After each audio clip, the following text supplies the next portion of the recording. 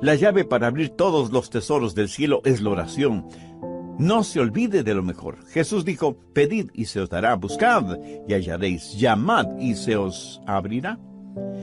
Jesús dice que si pedimos, si buscamos, si llamamos, se nos dará, hallaremos y se nos abrirá. Por lo tanto, no hay sustituto para la oración. Ni la elocuencia, ni el intelecto, ni la energía, ni el entusiasmo, ni las buenas intenciones son reemplazo para la oración. Yo creo que el más grande recurso del mundo aún no utilizado es la oración.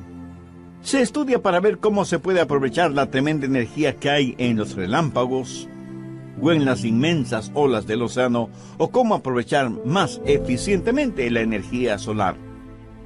Pero la más grande fuente de energía, aún totalmente desconocida por los seres humanos, es la oración ferviente.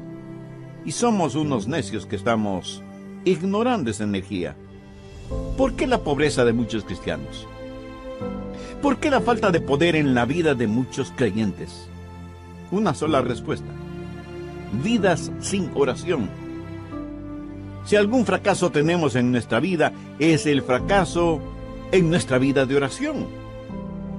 No tendríamos pecados en nuestras vidas que la oración ferviente no hubiera podido ayudar a evitarlos. No hay ninguna necesidad mayor en nuestra vida que desarrollar una vida de oración. ¿Por qué? ¿Por qué debemos orar?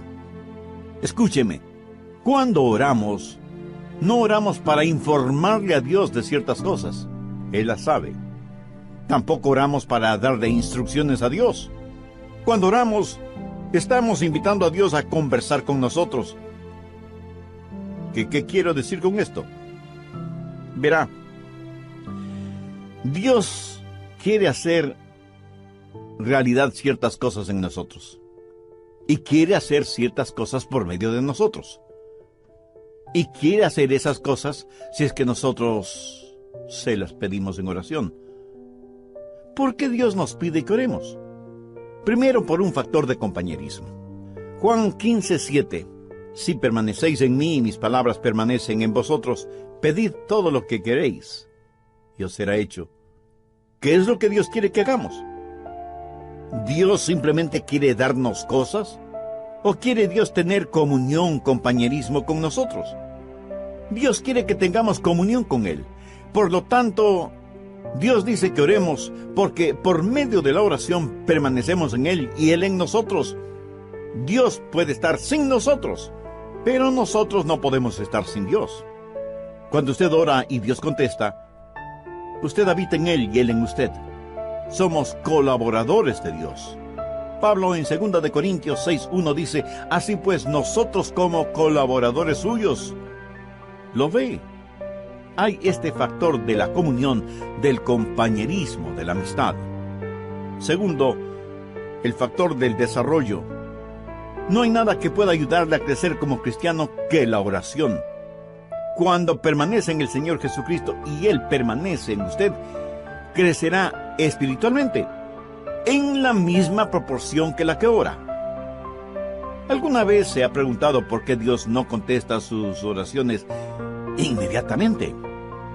Sencillamente porque Él quiere que usted crezca un poquito más cada día. Algunas veces nos acercamos a Dios y simplemente le decimos, Dios, haz esto. Pero hay algo que Dios quiere que nosotros hagamos primero, y es orar, porque la oración ayuda a desarrollar nuestras vidas. Cuando Dios no nos da algo que le hemos pedido, enseguida preguntamos, ¿por qué Dios no contesta mis oraciones? Y el Espíritu Santo nos dice, porque hay pecado en tu vida, eres egoísta, eres carnal, te interesa más lo temporal y material que lo espiritual y eterno. Mi amigo, marque mis palabras. Hay un factor de desarrollo en nuestras vidas. Cuando oramos, Dios nos hace crecer por medio de la oración. Tercero, el factor de la dependencia en la oración.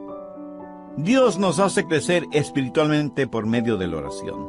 Jesús dijo en Juan 15:5, porque separados de mí, nada podéis hacer. Si Dios contestara nuestras oraciones automáticamente, no habría ningún crecimiento. Pero si nunca tuviéramos que orar, no habría ninguna dependencia. La oración es la forma en que nos fusionamos con Dios.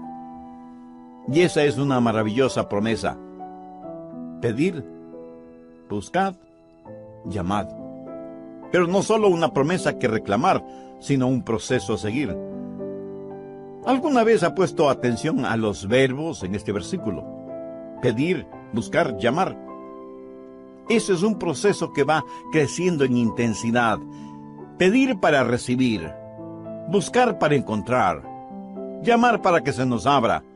Así, este versículo es una promesa y un proceso. La promesa de que Dios nos escuchará. Enfoquemos este punto. Usted se acerca a Dios y le pide algo. ¿Sabía que el más grande problema en la oración no es la oración no contestada, sino la oración no verbalizada? Muchos ni siquiera llegamos a pedir. Santiago 4:3 dice, pedís y no recibís, porque pedís mal. Pero la oración no verbalizada no solo es una tragedia, sino que es un pecado. El profeta Samuel dijo, lejos sea de mí que peque contra Jehová, cesando de rogar por vosotros. Una y otra vez la Biblia no solo nos invita a orar, sino que nos ordena orar. Busque Lucas 18:1. También les refirió Jesús una parábola sobre la necesidad de orar siempre y no desmayar. Y en Marcos 14:38, Jesús les dijo a los discípulos, velad y orad para que no entréis en tentación. Escúcheme, cada vez que pecamos es porque hemos fracasado en orar como debíamos hacerlo. Y Pablo dice que no debemos estar afanosos por nada, sino que debemos dar gracias por todo. Y que con oración y ruego debemos hacer conocer nuestras peticiones a Dios. La razón por la que estamos tan llenos de preocupaciones y ansiedades es porque no hemos aprendido a orar. Y porque cuando oramos, pedimos lo que queremos y no lo que en verdad necesitamos. Una buena manera de probar si lo que pedimos es correcto o incorrecto es preguntándonos, ¿puedo pedirle esto a Dios? Si su propia respuesta es negativa, pues no se atreva a pedírselo a Dios. Y si es incorrecto pedírselo a Dios, entonces es incorrecto el tenerlo o el hacerlo. No divida su vida entre lo secular y lo sagrado. No piense que cuando ora, Dios está interesado en unas cosas y no en otras. Se puede imaginar a Jesús viviendo de esa manera. Cada día es un día santo. Y cuando estamos en la voluntad de Dios, todo lo que pidamos en oración, le puedo asegurar que estará de acuerdo con la voluntad de Dios. Y si usted me pregunta, pastor, ¿y qué de las cositas pequeñas? Porque yo oro solo por las cosas grandes. Mi amigo, ¿qué es pequeño o qué es grande delante de Dios?